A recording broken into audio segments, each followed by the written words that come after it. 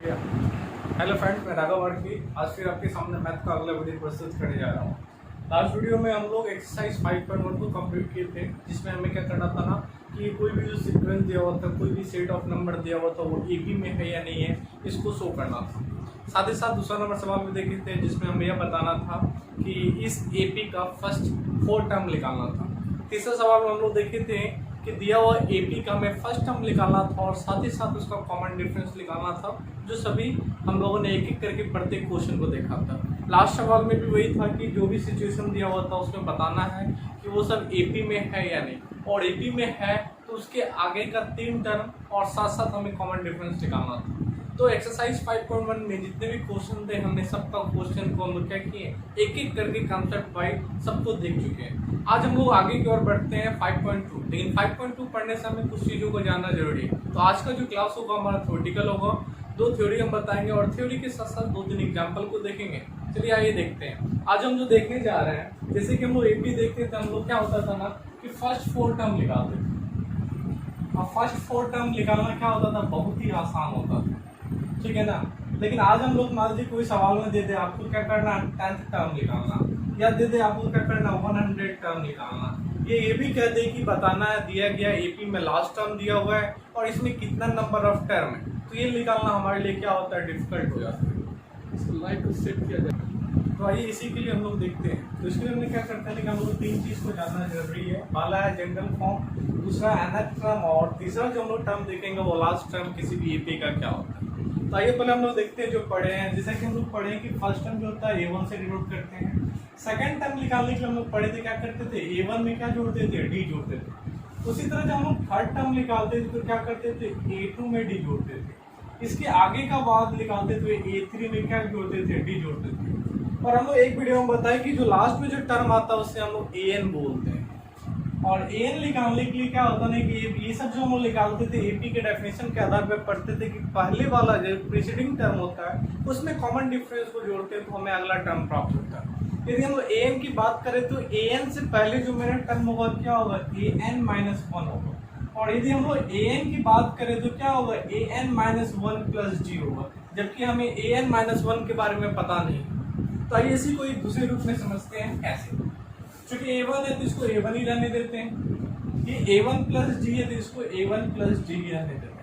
अब यहाँ देखिए A2 को हम लोग क्या लिख सकते हैं, सिंपली बात कर रहे हैं A2 की, A2 को हम लोग क्या लिख सकते हैं, A1 + G लिख सकते हैं। और यहाँ ऑलरेडी हमारे पास क्या है, D है। उसी तरह A3 की बात करें तो A2 + G लिख सकते हैं और यहाँ ऑलरेडी मेरे पास क्या है, D है।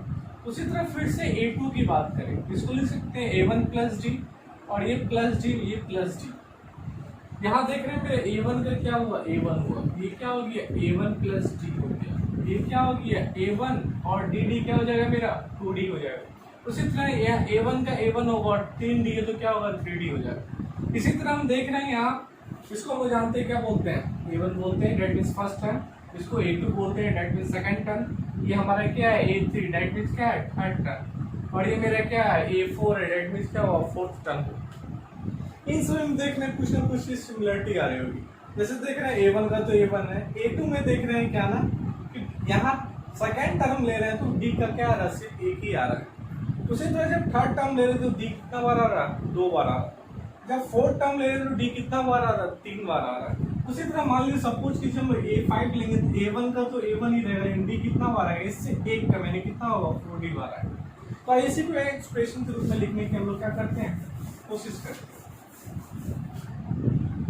A1 + D, A1 + 2D, A1 + 3D। Last term के बारे में कुछ कंक्लूजन अभी तक नहीं निकला है, इसलिए उसको भी तत्काल हम लोग AN के रूप में यहाँ छोड़ देते हैं। देखिए A1 को हम लोग ऐसा लिख सकते हैं, A1 + 1 - 1 लिखना गलत नहीं हो, क्योंकि 1 में से बन जाएगा 0, और 0 किसी संख्या से गुना करेंगे तो क्या होगा, वो हमारा फिर से 0 हो जाएगा, तो बच क्या जाएगा मेरे पास 1। उसी तरह A2 को देखिए, A1 को A1 रहने देते हैं, इसको 2 - 1 × D लिख देते हैं, क्योंकि 2 में से 1 जाएगा तो 1, और 1 को D से गुना करेंगे तो D ही आ जाएगा। उसी तरह थर्ड टर्म की बात करें तो इसको हम लिख सकते हैं A1 को A1, और इसको लिख सकते हैं 3 - 1 × D, क्योंकि 3 में से 1 जाएगा तो क्या आएगा, 2, और 2 को D से इंटू करेंगे 2D, जैसे कि मेरा थर्ड टर्म। उसी तरह A4 की बात करें तो A1 का तो A1 होगा, 4 - 1 इंटू क्या होगा D होगा, ये 4 में से बन जाएगा 3 और हमारा जानते हैं कि 4 टर्म में जो होता है A1 + 3D का सीक्वेंस होगा। उसी तरह 5 टर्म भी होगा, 6 टर्म भी होगा, 7 टर्म भी होगा और nth टर्म की बात करते हैं।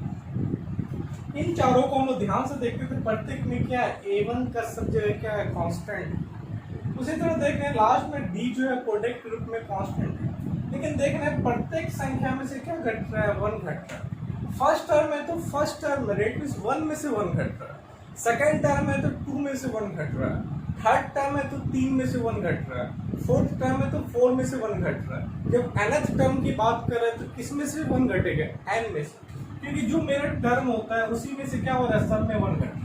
तो A1 की जब बात करें, nth टर्म की जब बात करें तो पहला टर्म तो मेरा A1 के A1 ही रह जाएगा। उसी तरह देख रहे हैं क्या प्रत्येक का जो टर्म की बात करें उसी में से 1 घट रहा है, तो यहाँ nth term that means n की बात कर रहे हैं तो क्या होगा, n में से 1 घटेगा। और हमारा d का एक कांस्टेंट है, यही जो होता है मेरा क्या होता है an का जो फॉर्मूला होता है ग्रेड यही से होता है।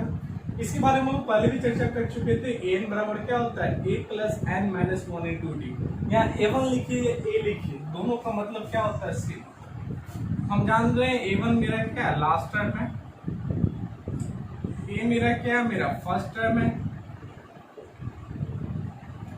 और ये मेरा n जो ये नंबर ऑफ टर्म को शो करता है कि किस टर्म की बात हुई है।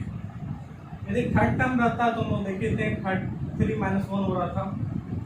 और हमारा d के बारे में सभी बच्चे परिचित है, इसे हम लोग क्या बोलते हैं, कॉमन डिफरेंस बोलते हैं। और कॉमन डिफरेंस के बारे में हम लोग पहले से परिचित है कि दो कंज्यूगेटिव टर्म का जो डिफरेंस होता है वही हमारा क्या होता है, कॉमन डिफरेंस होता है। यहाँ देख रहे हैं इस फॉर्मूला में 4 चीज आ रहा है, किसी भी फॉर्मूला में जो जो पॉइंट होता है उन सभी को हम लोग निकाल सकते हैं। उसके लिए क्या होना चाहिए, 4 में से कम 3 वैल्यू हमारे पास दिया हुआ होना चाहिए, यानी तो 4 में कम से कम 2 वैल्यू दिया रहे तो भी हम लोग एक इक्वेशन के तौर पे उसे सॉल्व कर सकते हैं, जो लोग एक्सरसाइज 5.2 में देखेंगे।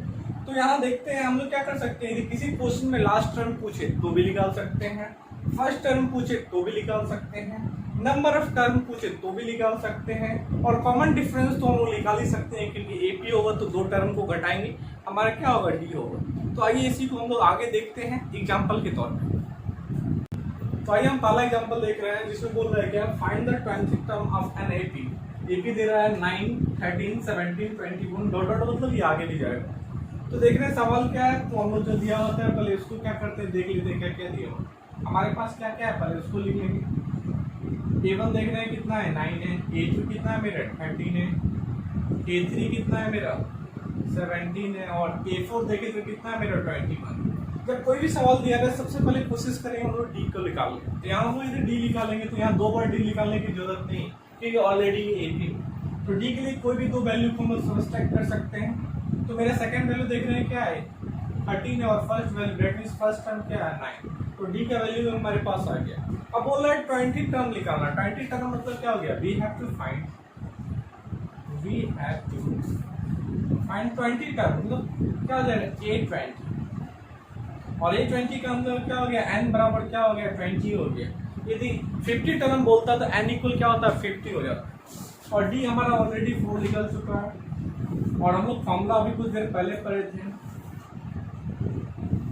क्या पढ़े थे, an बराबर क्या होता है, a + n - 1 इंटू क्या होता है, d। हमको क्या चाहिए, an चाहिए, a चाहिए, n चाहिए, d चाहिए। तो हमारा a तो मेरा A1 ही होता है जो कितना है, 9 दे। आइए सबका वैल्यू पुट करते हैं। a कितना, n बराबर क्या हो जाएगा, 20 हो जाएगा। a क्या है मेरा, 9, n क्या है मेरा, 20 - 1, और d का वैल्यू कितना है मेरा, d का वैल्यू देख रहे हैं 4। A20 का क्या होगा, A20 होगा। यहाँ देख रहे हैं 9 का क्या होगा, 9 प्लस 20 में से 1 जाएगा तो क्या होगा, 19, और 19 को मल्टीप्लाई करना है किससे, 4 से, तो 19 इंटू 4। A20 क्या होगा, 9 प्लस 19 को 4 से मल्टीप्लाई करेंगे तो क्या होगा, 76 होगा। अब दोनों क्या करते हैं, जोड़ देते हैं। A20 बराबर क्या हो गया, 76 + 9 क्या हो जाएगा, 85 हो जाएगा। तो यहाँ देख रहे हैं कि इस टर्म को जो आगे बढ़ेंगे, डेट मींस देख रहे हैं दूसरे, यदि इसका पूछा जाए दूसरा टर्म क्या है तो 13 है, चौथे टर्म पे क्या रहा, 20। इसी तरह पूछा जाएगा जब इस श्रृंखला में वो आगे बढ़ते जाएंगे तो 20 स्थान पे क्या नंबर होगा, तो मेरा क्या होगा, 85 होगा। इसको समझने में कोई दिक्कत नहीं हो। आप यहाँ एक एग्जाम्पल में और देखने जा रहे हैं, आइए देखते हैं। Are there in an AP, क्या बोल रहा है कि दिए गए एपी में कितने टर्म्स हैं। टर्म्स मतलब नंबर ऑफ टर्म्स, और नंबर ऑफ टर्म्स को हम लोग जानते हैं एन से डिनोट करते हैं, और एन से डिनोट करने के लिए हम लोग जानते हैं एन कैसे निकाल सकते हैं। तो देखिए ना, एपी दे रहा है 6, 10, 14, 18, 174। तो सबसे पहले हमारे पास जो है उसको लिख लेते हैं। A1 देखना है कितना है 6, A2 कितना है 10, A3 कितना है 40, और A4 कितना है मेरा 80। और चूंकि ये लास्ट टर्म है, और लास्ट टर्म को A1 से L से भी डिनोट कर सकते हैं, तो ये क्या हो जाएगा 174। हम बोले थे किसी भी सवाल में जो दिया हुआ उसको लिखने के बाद सबसे पहले डी निकाल लेते हैं, और डी निकालने के लिए कोई भी टर्म ले सकते हैं। मान लेते हैं यहाँ A3 में से A2 को घटाते हैं, तो देख रहे हैं थर्ड टर्म मेरा कितना है 14, और सेकंड टर्म क्या है 10। जब दोनों घटाएंगे तो क्या आएगा, जब इतना आ गया तो हमें क्या निकालना है, we have to find number of term.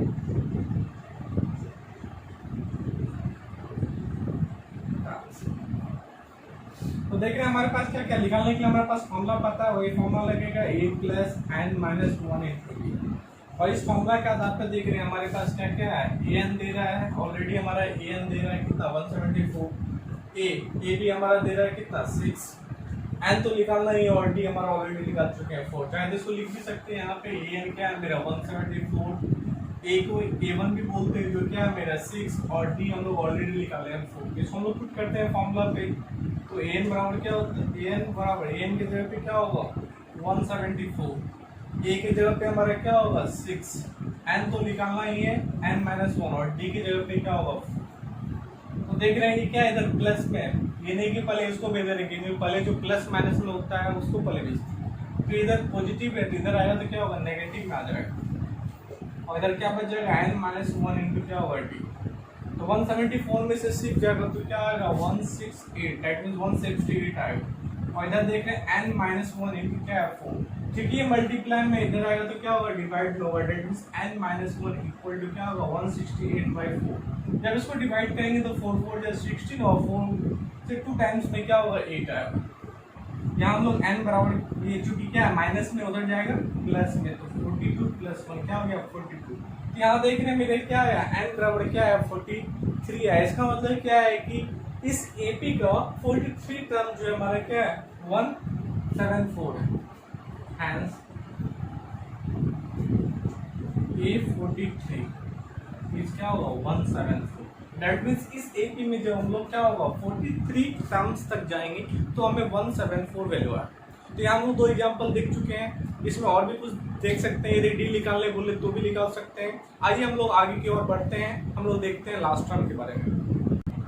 अब हम लोग देखने जा रहे हैं, कभी कोई सवाल पूछता है, जैसे हम लोग भी जो एग्जाम्पल देखे थे उसमें बोल रहा था क्या ना कि find the 20th term. 20 term मतलब आगे से बोल रहा था, लेकिन कभी कोई सवाल पूछ they find the 20th term from the and, जब लास्ट से 20 टर्म पूछी तो उस सिचुएशन में कंडीशन चेंज हो जाता है। उसी को पहले हम लोग एग्जाम्पल के तौर पे देखते हैं। मान लेते हैं कि A1 जो है हमारा क्या है किसी भी AP का फर्स्ट टर्म है, कॉमन डिफरेंस क्या है D है, और L और AN दोनों एक ही चीज है, दोनों को मान लेते हैं मेरा लास्ट टर्म।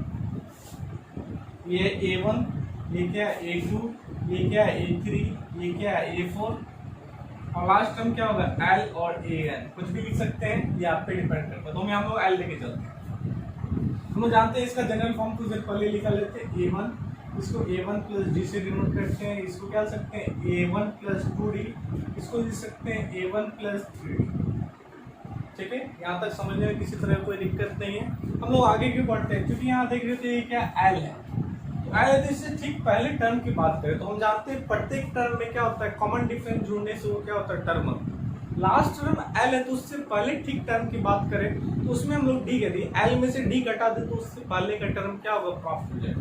तो ये L है, इससे ठीक पहले टर्म की बात करें तो L में से हम लोग D घटा देते, तो क्या हो गया इससे ठीक पहले टर्म की बात करें। इससे भी ठीक पहले टर्म की बात करें तो हमें क्या करना होगा 2 बार D घटाना होगा। स्टार्टिंग से देखते हैं, पहला टर्म में 1 बार D जुट रहा है तो लास्ट टर्म में 1 बार D घटा, दूसरे टर्म में 2 बार D घट रहा है तो लास्ट से जब शुरू करेंगे तो 2 बार क्या होगा D घटेगा, यहाँ क्या होगा L माइनस 2D, और इसके बीच में कोई ना कोई संख्या हम मान लेते हैं।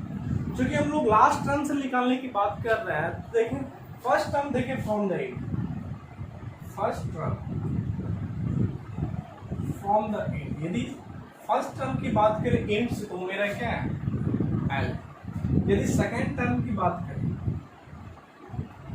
क्योंकि लास्ट से निकालने की बात हो गई, तो लास्ट से मेरा सेकेंड टर्म क्या है एल माइनस टी। तो हम लोग यहाँ पे एल को ऐसे लिख सकते हैं जैसे कि उसमें लिखे थे L plus N one minus one लिख सकते हैं।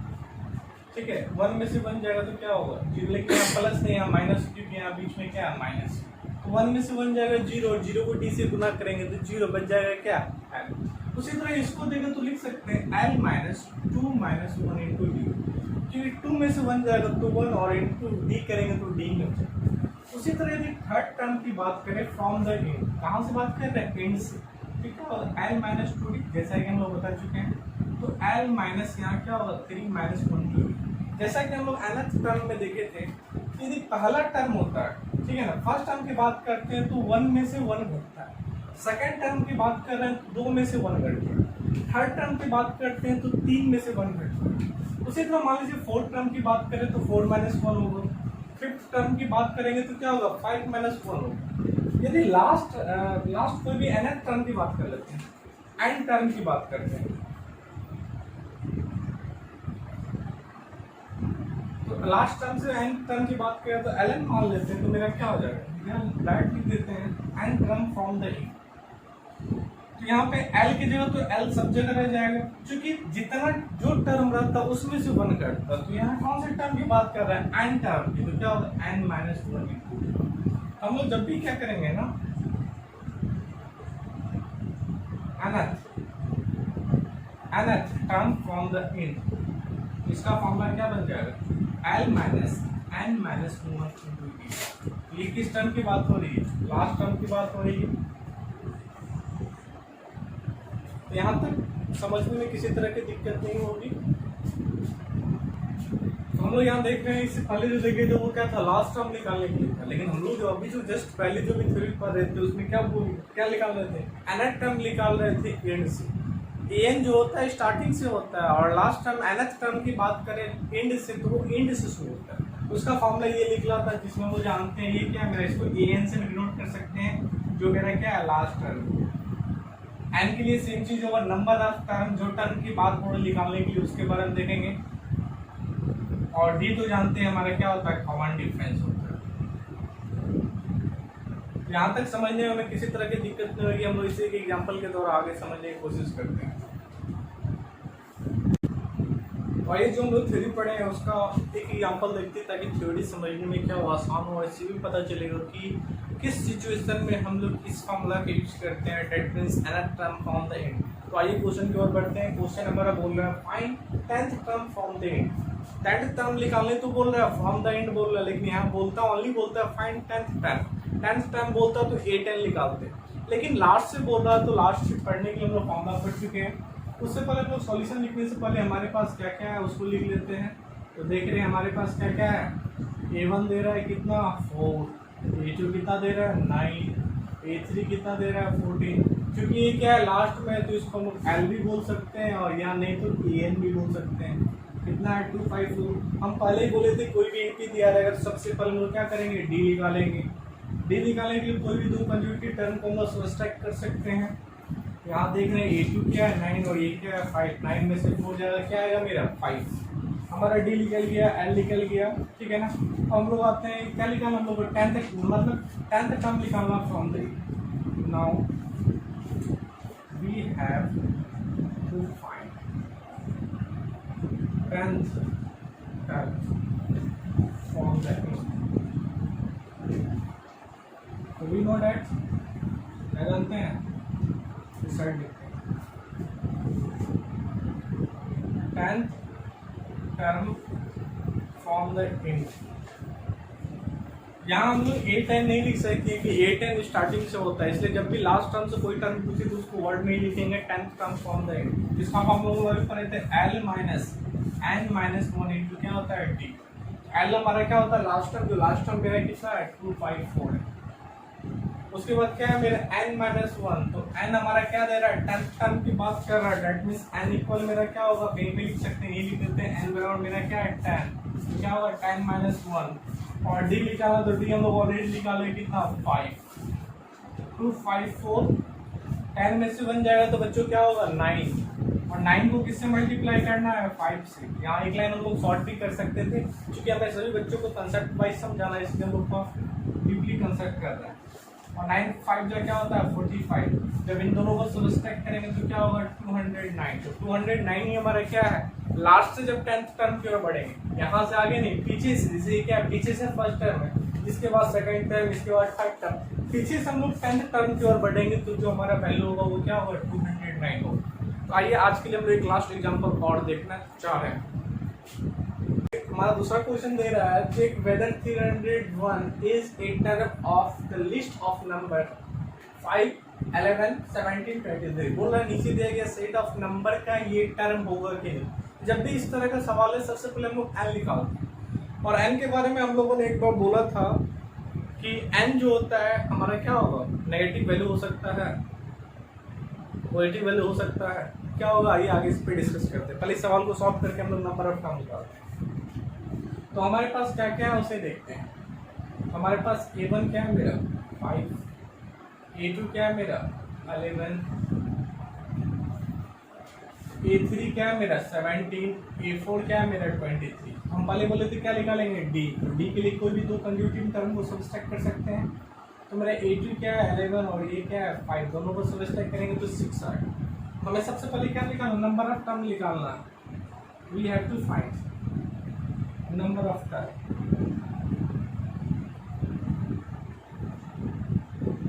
और जब नंबर ऑफ टर्म निकालना तो हम सभी जानते हैं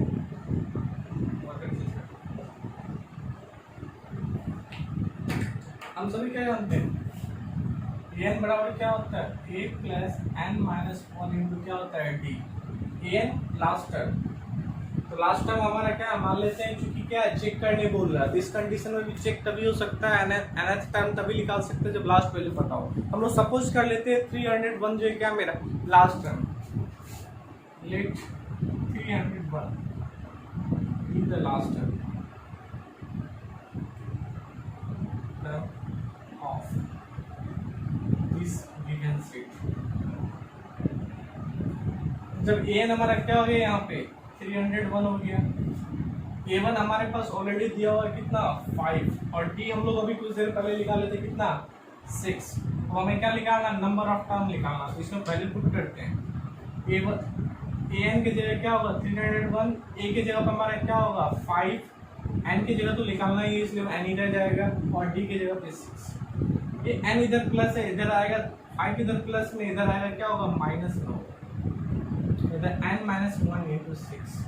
301 में से 5 जाएगा तो कितना होगा 296 बराबर क्या होगा n माइनस 1 इंटू क्या होगा 6 इधर मल्टीप्लाई में इधर आएगा तो डिवाइड में बराबर क्या होगा n माइनस 1। डिवाइड करते हैं क्योंकि यहाँ 1 नहीं होगा 6 होगा, तो 6 से जब डिवाइड करेंगे तो 6 का टेबल में 29 तो आता नहीं है, इससे कम देखते हैं।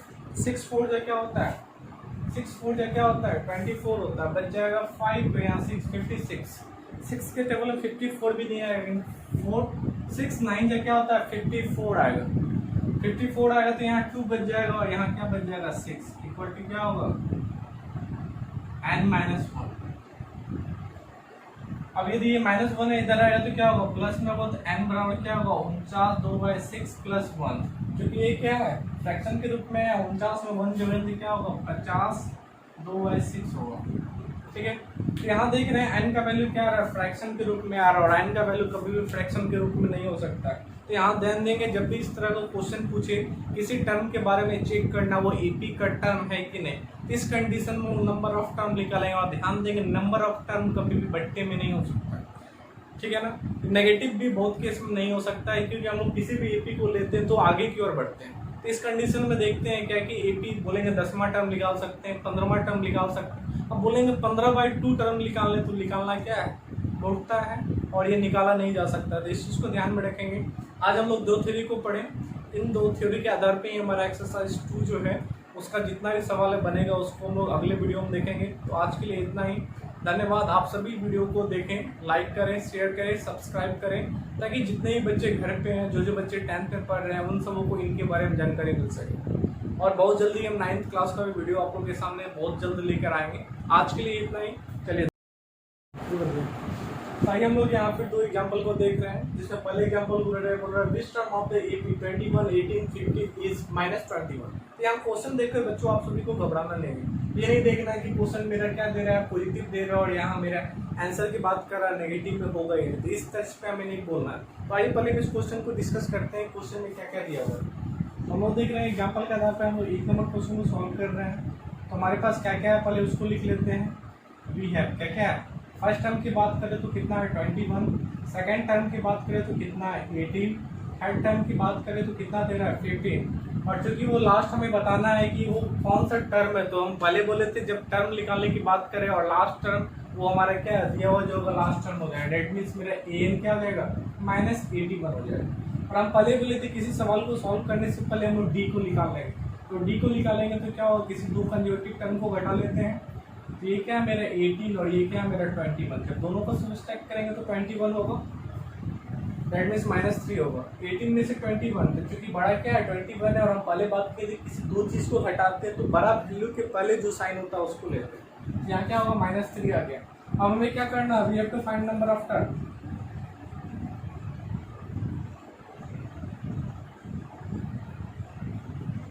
जब मैं नंबर ऑफ टर्म लिखाऊंगा तो वी नो डैट, हम सभी जानते हैं क्योंकि ये हमारे लिखने का एक फॉर्मेलिटी है, हम सभी क्या जानते हैं an बराबर क्या होता है a + n - 1 × d होता है।